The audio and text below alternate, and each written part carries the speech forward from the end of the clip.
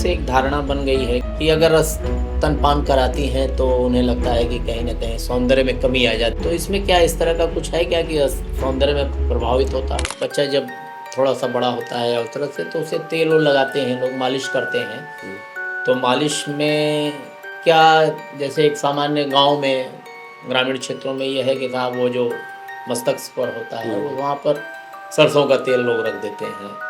तो कौन सा तेल लगाना चाहिए और किस तरह से लगाना चाहिए जिससे कि स्वस्थ रहे बच्चा और आगे चल के कोई समस्या ना हो?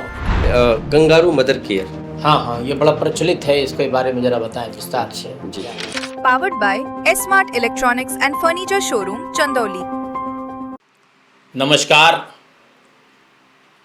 हमारे साथ आज प्रसिद्ध बाल रोग विशेषज्ञ डॉक्टर आलोक पांडे एसपी सर्जिकल हॉस्पिटल से आए हुए हैं। आपका खबरों के खिलाड़ी में बहुत-बहुत स्वागत है।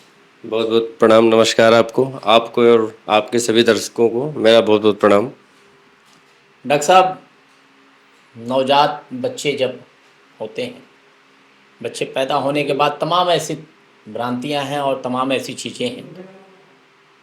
कई बार कुछ चीज़ों की जानकारी लोगों को नहीं हो पाती है और ऐसी परिस्थितियों में जो पहली बार माँ बनी, उन्हें भी ये जानकारी नहीं हो पाती कि बच्चे का लालन पालन कैसे करें, कैसे उन्हें हम इस तरह से करें कि वो स्वस्थ रहें और पूरी तरह से कुपोषित न होने पाएँ। तो इसके लिए क्या करना चाहिए? देखिए, सबसे पहले मैं आपके माध्यम से बताना चाहूँगा कि जब भी कोई न्यूबॉर्न बच्चा है, जब भी कोई नवजात शिशु पैदा होता है, तो सबसे बड़ी भ्रांति रहती है उसके लालन पालन को लेके, जैसा कि आपने कहा। तो उसमें सबसे बेहतर यह है कि पहले तो कोशिश करें कि कोई जो डिलीवरी हो वो इंस्टीट्यूशनल हो, मतलब किसी न किसी अस्पताल में या किसी भी गवर्नमेंट जो भी निर्धारित स्थान है, जिला चिकित्सालय जहाँ जहाँ भी है, पीएचसी सीएचसी, वहाँ पे प्रॉपर डिलीवरी हो। उससे पहले की सारी जांचें हो रखी हों, माँ के खून की जांच, गर्भावस्था में बच्चे की जांच, एंटीनेटल विजिट्स, ये सब सारी चीज़ें मदर की प्रॉपर होनी चाहिए। माँ को कोई इन्फेक्शन ना हो गर्भधारण के समय और कोई दिक्कत ना हो, बाकी टेटनस के टीके, ये सब सारी चीज़ें, आयरन फोलिक एसिड की जो गोलियाँ हैं, ये सब माँ को प्रॉपर ली होनी चाहिए। ये तो शुरुआत हो गया कि भाई बच्चा जब गर्भ में है तब से ऐसे करना है, ध्यान देना चाहिए। बिल्कुल। और उसके बाद जब बच्चा हो रहा है तो किसी अच्छे प्रशिक्षित डॉक्टर के यहाँ हो, चाहे जो भी प्रसव करा रहा है वो प्रशिक्षित हो, ठीक है।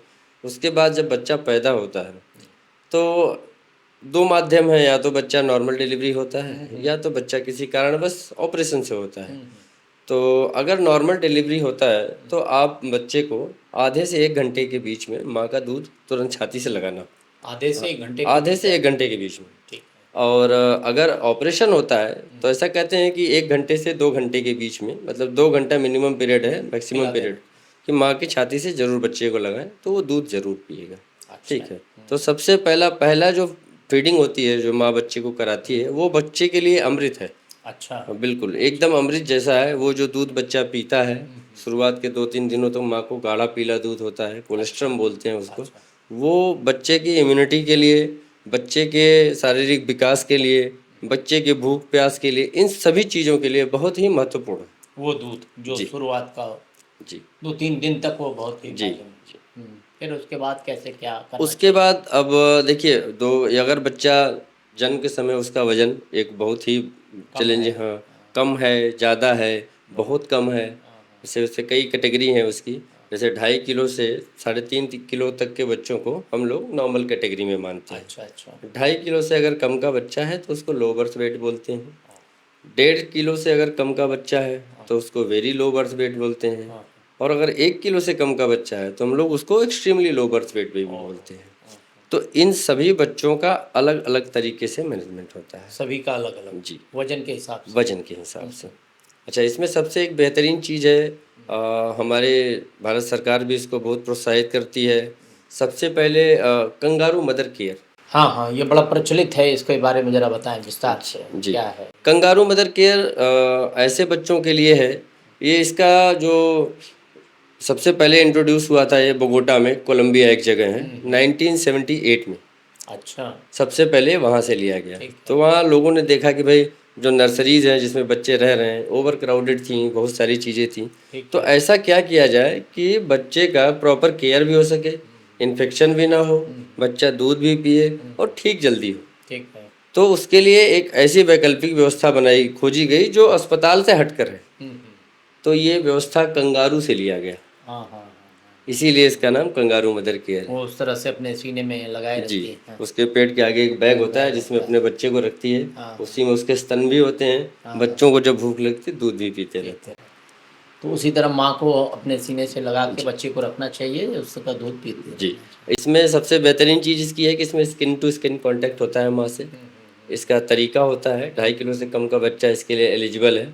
माँ एक फ्रंट ओपन गाउन आता है जो माँ उस बच्चे को ऐसे रखती है छाती से लटका के लगा के, और जैसे आपने देखा होगा मेढक जैसे बैठता है नीचे से वैसे हाथ से सपोर्ट देना होता है। आपने सपोर्ट दे दिया, दोनों स्तनों के बीच में बच्चे का मुंह है, ठीक है, बच्चा दूध पी रहा है, हल्का सी गर्दन उसकी एक्सटेंडेड होती है, खींची हुई होती है। अब 2 चीज़ें होती हैं, स्किन टू स्किन, बच्चे का तापमान का कोई समस्या नहीं है। आप देखते हैं जैसे अस्पतालों में बच्चा पैदा होता है तुरंत वार्मर में रखा जाता है। क्यों रखा जाता है कि भाई माँ के गर्भ का तापमान कुछ और है और बाहर का तापमान कुछ और है। तो इतना बड़ा टेम्परेचर वेरिएशन जो होता है इसकी वजह से बच्चे को कोई भी दिक्कत हो सकती है। हाइपोथर्मिया, हाइपोग्लाइसीमिया, शुगर की कमी, इन्फेक्शन हो सकता है, ये सब सारी चीज़ें होती हैं। ये तुरंत ऐसा हो सकता है? जी, अगर आप काफ़ी देर तक न रखें उसको, मतलब 1 घंटा आधा घंटा न रखें तो इसका खतरा बहुत ज़्यादा है। और हाइपोथर्मिया, हाइपोग्लाइसीमिया, सेप्सिस, ये सब चीज़ें अल्टीमेटली बच्चे को झटका लाने लगती हैं। तो दिमाग नहीं, अगर बच्चा जैसे भी आपने बताया कि आधे घंटे के भीतर में उसको दूध पिलाएं तो फिर वो अगर दूध पीने लगता है तो वो समस्या नहीं आएगी? नहीं आती है।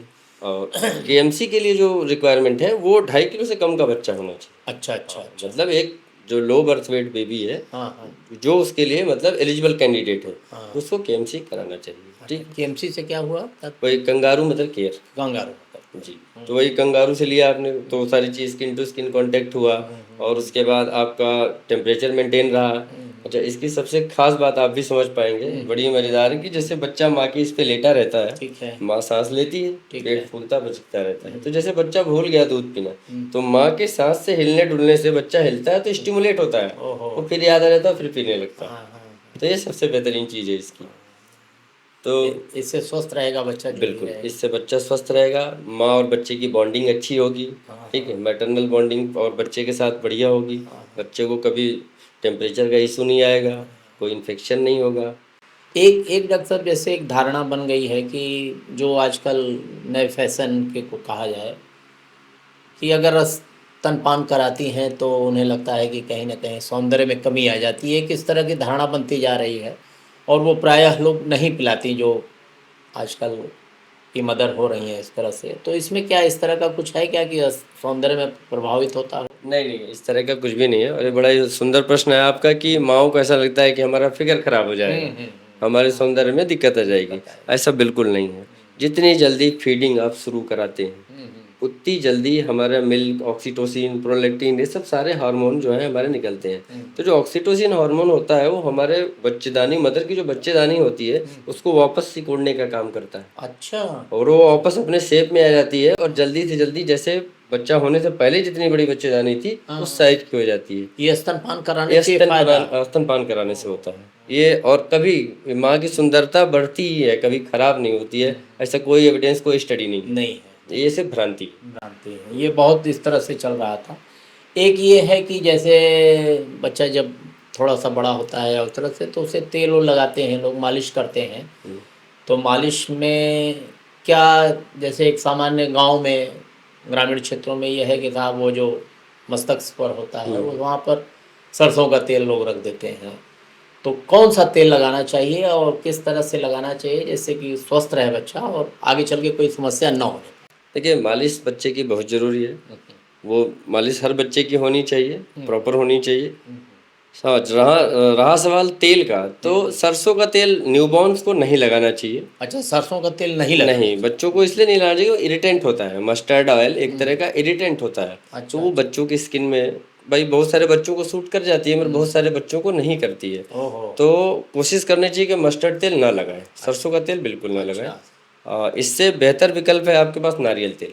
नारियल का तेल, कोकोनट ऑयल लगाइए, सबसे बेहतर है वो। उससे मालिश करिए, उससे बच्चे के सिर पे रखिए, बढ़िया से मालिश करके उसको बढ़िया से एकदम उसको पोंछ देना है बच्चे को, ऐसा नहीं करना है। उसको जो है अगर सर्दी का मौसम है तो बहुत अच्छे गुनगुने पानी से बच्चे को नहला दीजिए, अच्छा स्पंजिंग कर दीजिए। अच्छा और अगर गर्मी का मौसम है तो आप प्रॉपर नॉर्मल पानी से बच्चे को पोंछ के और फिर से वापस से उसको गर्म रख सकते हो अच्छा। लपेट। नारियल का तेल ही सबसे ज़्यादा जी, अच्छा है नारियल और का जब उस तरह उसी से लगाना चाहिए। वही करना ही चाहिए। इस तरह की बातचीत हुई और आपने बहुत अच्छी जानकारी दी, बहुत बहुत धन्यवाद। इसके लिए आपका बहुत बहुत धन्यवाद। बहुत बहुत धन्यवाद आपका।